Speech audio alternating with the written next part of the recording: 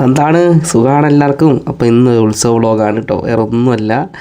ഇതാണ് ഇപ്പോഴത്തെ അവസ്ഥ. ഞാൻ ക്യാമറ ഓണാക്കി കഴിഞ്ഞാൽ അടുത്തുള്ള ആൾക്കാർ ഓടി ഒളിക്കും, ഇല്ലാത്തത് വാ തുറക്കൂല. എന്ത് ചെയ്യാനാ.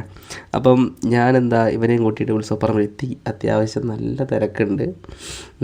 പിന്നെ ഭൂതം ഭാവി വർത്തമാനം നോക്കാനൊന്നും പോയില്ല, കാരണം ഭാവി മൂഞ്ചിരിക്കുമെന്ന് എനിക്കെന്നറിയാം. പിന്നെ ഇതിൻ്റെ ഇടയ്ക്ക് ഞങ്ങളെല്ലാവരും വന്നത് വണ്ടിക്ക. അപ്പോൾ അച്ഛനെ ബസ് വന്നത്, അപ്പോൾ അച്ഛനെ ഇവിടെ കണ്ടുപിടിക്കണം. ഓരോ ആൾക്കാരെ നോക്കി കമൻറ്റ് പറയുന്ന കണ്ണയാണ് നിങ്ങൾ കാണുന്നത്. അപ്പം ഓരോന്ന് സാധനങ്ങൾ എന്തൊക്കെയോ വെറൈറ്റി വെറൈറ്റി കണ്ണിന് കുളിർമ പല സാധനങ്ങളും കാണുന്നുണ്ട്. അപ്പം ഇതാണ് ബസ്, നല്ല തിരക്കാണ്. ഇതിനിടയ്ക്ക് ഞാൻ അച്ഛനെ കണ്ടുപിടിക്കണം, അതാണ് വലിയ ടാസ്ക്. അച്ഛനെ കൊണ്ടുവരാതെ വീട്ടിൽ കയറണ്ടെന്നാണ് മാതാശ്രീൻ്റെ ഉത്തരവ്.